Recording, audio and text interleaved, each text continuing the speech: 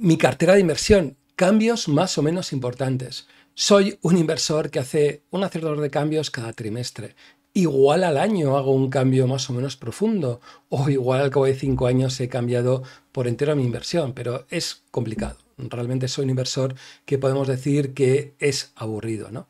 Muchas personas en diferentes mentorías me preguntan cuál es mi cartera. Entonces hay como dos cosas, ¿no? Por un lado, no tengo ningún problema en decir mi cartera, está ahí. Yo creo que al final, desde el punto de vista de mentoría, decir cómo inviertes, yo creo que es algo que hay que hacer, me parece algo completamente honesto. También hay que pensar que, en cierta manera, que mi cartera no tiene por qué ser la tuya, tenemos diferentes riesgos, diferentes niveles, etcétera. Pero bueno, creo que este vídeo está bien un poquito para explicar cómo es mi cartera, qué es lo que voy descubriendo una vez al trimestre y por qué merece la pena hacer o por qué hago unos determinados cambios. Son cambios que pienso hacer, puede que esté equivocado, siempre están ahí los comentarios para que me digáis qué os parece o os deja de parecer, pero bueno, como siempre, no enrollar más y os dejo con el vídeo. Bueno, como os decía, no suelo hacer grandes cambios en mi cartera, suelo hacer una revisión trimestral de ella. O sea, no es que esté todo el día mirando, dejando de mirar cómo va o deja de mirar. Yo creo que incluso estar todo el día mirándolo a veces te puede engañar el mercado. Entonces suelo pensar más en tiempos más o menos largos, pero bueno, cada trimestre por lo menos toca hacerlo, ¿no? Entonces, en estas revisiones trimestrales hago como dos cosas, ¿no? Por un lado, descubro qué es lo que he ido aprendiendo desde el punto de vista de libros, lecturas, podcasts que he podido ver, etcétera, y ver qué cosas interesantes me han parecido y se pueden aplicar al tema de mi cartera y, como no, o sea, seguir analizando o revisando diferentes conceptos, ¿no? Pero bueno, ahí es una de las partes yo creo que es importante. Desde el punto de vista de libros, hay dos libros que directamente me han gustado o me explota la cabeza, ¿no? Desde el punto de vista de leerlo y releerlos, ¿no?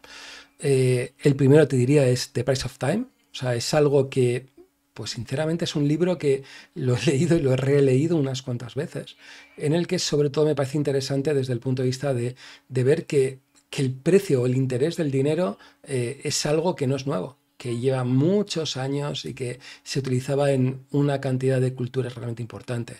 Es decir, eso que parece que no hay interés y demás es mentira. O sea, realmente hay interés desde hace milenios y por mucho que nos quieran decir los diferentes gobiernos que es malo el tipo de interés, etcétera, no, se ha hecho desde, digamos, toda la vida, ¿no? Un libro realmente interesante de Edward Chancellor y os lo recomiendo, ¿no?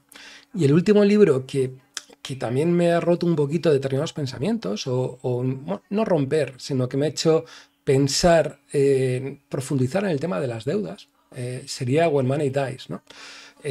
Típico libro, tiene sus añitos, yo creo que son 2010, o sea, o 2012 por ahí más o menos, o sea, que no es un libro nuevo, ¿no? Que parece que tenemos que comprar libros nuevos y que la literatura o los libros que se hacían hace 20 o 40 o 50 años no valen para nada, ni mucho menos. Yo creo que esa otra forma de pensar creo que es realmente interesante.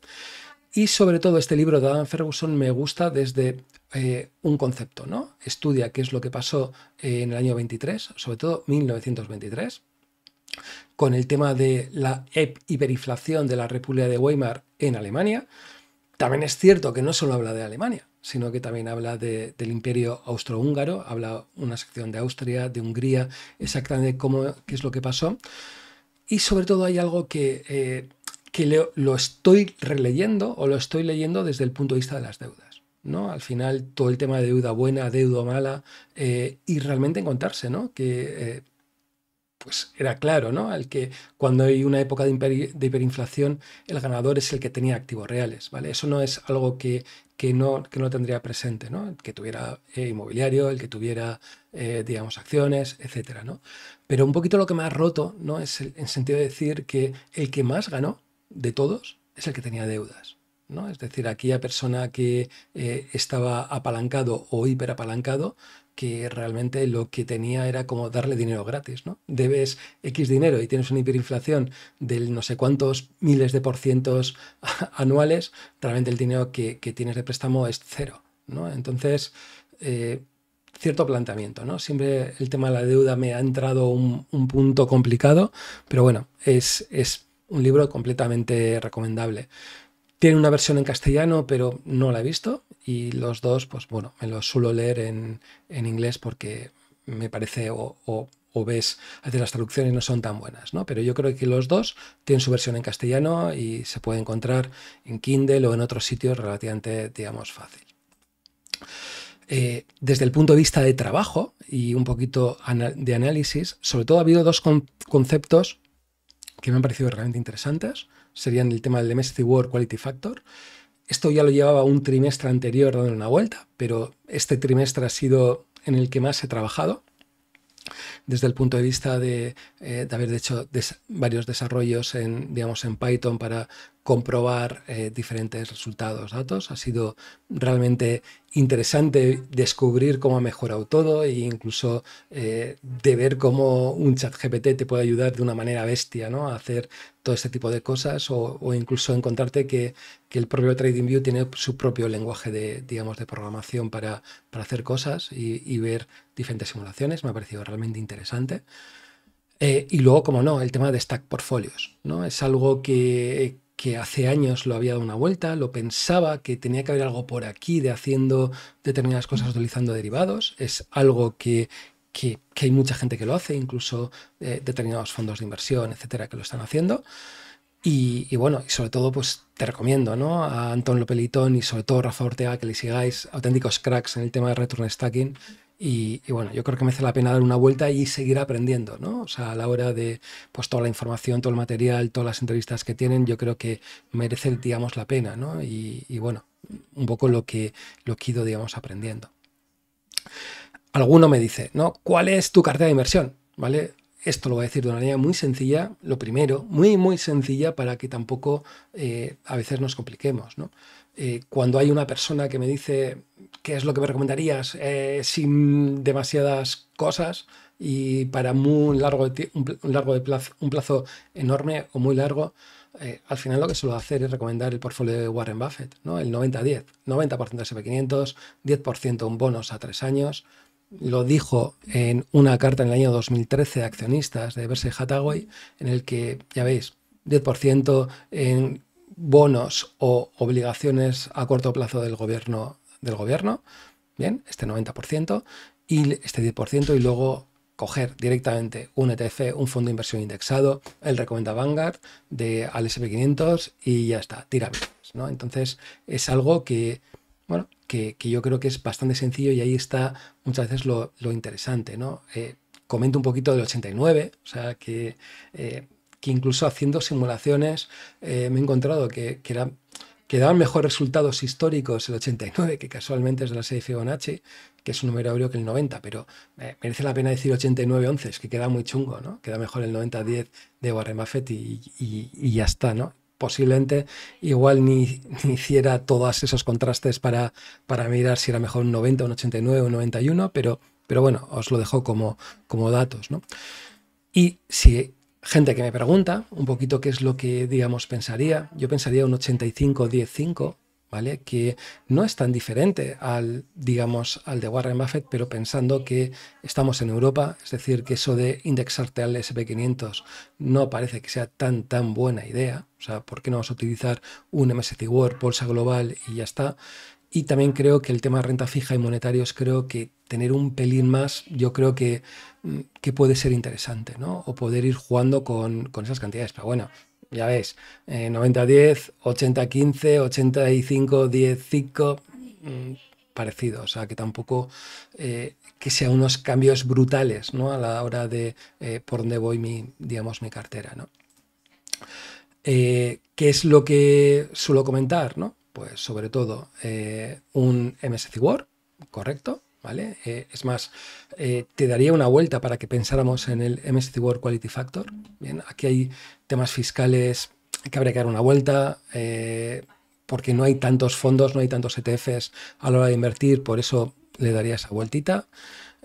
Luego, desde el punto de vista de renta fija, un fondo de inversión con un pelín más de duración, ¿vale? ¿Por qué? Porque yo creo que puede merecer la pena tener ya que tenemos algo de monetarios, que es una duración realmente corta, aumentar un poquito el plazo a 4 o 5 años. O sea, sencillamente que al final, si os dais cuenta, no es tan diferente, ¿no? Que alguien puede decir, pues haces un 85 con un 15 de renta fija a medio plazo, incluso 2 o 3 años estaríamos, digamos, algo parecido. Aquí os dejo un posible ticker que alguna vez alguno me preguntaba, José, dices mucho, pero no me dices el ticker para poder buscarlo. Por ejemplo, renta fija, esta sería una opción, el IEAA.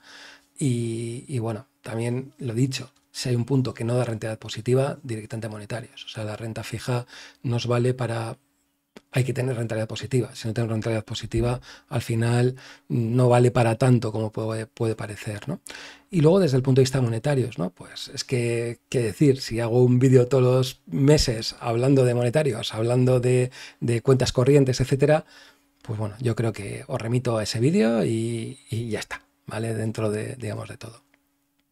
Desde el punto de vista de mi cartera, lo dicho, renta variable 85%, renta fija 10% y monetarios 5%. Estaría, digamos, bastante clara. En renta variable, yo personalmente lo que tengo es algo de acciones sueltas, ¿vale? Dentro, digamos, de todo. A una persona que dijera, quiero invertir en acciones sueltas, no le recomendaría. O sea, es decir, que si al final tienes poco tiempo para analizar, que es lo normal, ni por asomo tendría algo de acciones sueltas. Directamente todo me indexaría, hablaríamos de todo el 85% ahí, ¿vale? Estamos hablando que este 85% se relaciona aquí, o sea, ¿vale? Y luego, desde el punto de vista de renta fija, yo tendría... Me gusta jugar con un poquito más de riesgo, ¿vale? Es decir, que, por ejemplo, tengo una renta fija a 3-5 años, normalmente el 50%, tengo un poquito de high yield o tengo algo de AT1, ¿no? Que yo creo que es una opción interesante en el que pues, se puede sacar un poquito más de rentabilidad, ¿no? Y con una cierta diversificación no suele por qué funcionar tan mal a periodos de tiempo largos, ¿no? No quiero entrar en el tema de qué son estos productos. Son productos relativamente complejos y a una persona, digamos, minorista no se lo recomendaría ni a palitos. Pero bueno, os lo dejo porque igual en algún vídeo os sale que hablo de AT1 o de High Yield y me veréis como, ¿qué coño es esto? Pues bueno, para que podáis saber o podáis, digamos, investigar, ¿no? Y bueno, lo importante, ¿no? Cambios que voy a realizar, ¿no? Primero, voy a pasar parte de mi cartera de MSCI World a MSCI World Quality Index, ¿no? Aquí hay una vuelta desde el punto de vista de temas fiscales, pero sinceramente yo creo que voy a estar más tranquilo con este perfil de empresas, ¿no? Me gustan mucho las empresas de calidad, incluso empresas pequeñitas que tengo de mi cartera intentando superar mi MSCI World. Ando con alguna de ellas que resulta que están en el top. Y bueno, veo que tiene temas de derivados, que el FMGQ en Eurex tiene poco movimiento, es decir, que todavía es bastante moderno todo esto, o no está tan desarrollado todo el tema de invertir en factores y dentro de eso el tema de quality. No hay muchos ETFs de quality, o sea, me gustaría haber tenido algún quality de MSCI World europeo, que mediante swaps pudiera haber entrado y demás. O sea, pero bueno, yo creo que con el tiempo puede haber, digamos, cosas interesantes, ¿no? Ir pasando poco a poco, también es interesante ir viendo y ver cómo me siento, ¿no? O sea, que no es una cuestión de decir, venga, hala, todo, no. También es bueno ir dando ese cambio poco a poco. Desde el punto de vista de AT1, tengo algo desde el punto de vista de AT1s de determinadas compañías, tengo de 2 o 3. La idea que tengo es más o menos venderlos y directamente coger un ETF. O sea, al final tienes mayor diversificación. No tengo claro que saque mayor rentabilidad que esta diversificación y al final pues me quito, digamos, de bastantes problemas, ¿no? O sea, porque incluso tener estos AT1, estos bonos, al final te cuesta un dinero también la depositaría y al final lo que no te gastas, te ahorras desde el punto de vista de lo que te gestiona el ETF, te lo vas a dejar en la depositaría. Entonces, al final, yo creo que prefiero centrarme desde el punto de vista de analizar bien claro cuál es la cartera, qué por ciento tengo que tener AT1, high yield o renta fija, que pensar en este en concreto, ¿no? En la cartera de high yield sería algo parecido, ¿no? Tengo algunos bonos que son high yield. Por ejemplo, en un vídeo de hace unos añitos os comentaba el tema de las obligaciones de Eroski. Tengo unas poquitas obligaciones, digamos, de Eroski. Y sin más, yo creo que la idea es lo mismo, ¿no? O sea, en el sentido de decir, no tanto invertir productos concretos en el que al final tengas un porcentaje de tu cartera y tenga problema esa empresa, sino más en optar en STF o en ese fondo de inversión que me permita, en cierta manera, pensar en esa cartera, ¿no? Menos versos sueltos, digamos, como puedo tener, digamos, en mi cartera, ¿no? Y luego, desde el punto de vista de la cartera de bolsa, ¿no?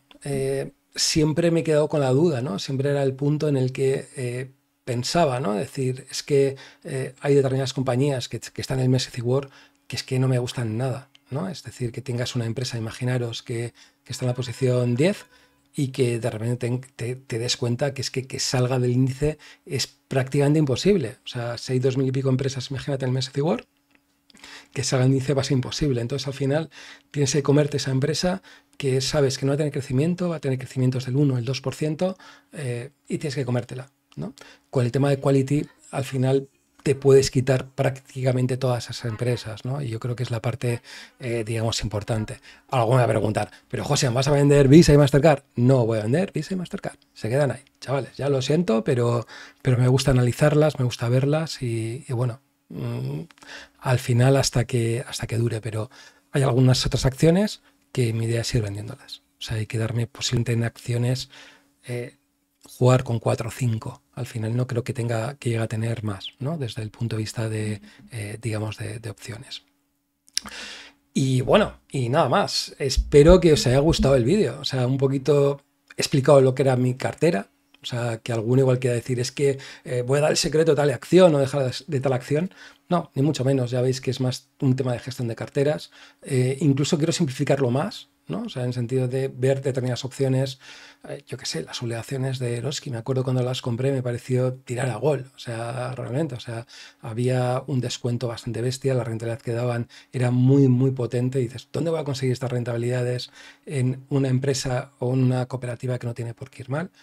Bien, y por eso lo tenía, o determinados cocos, o determinados AT1, determinados bancos españoles que lo tenía. Creo que es más interesante al final ir centrándote y saber en qué concepto o en qué proporción de la cartera lo tienes y centrarte en aprender eso, en tener más lectura y más que en tener determinados activos.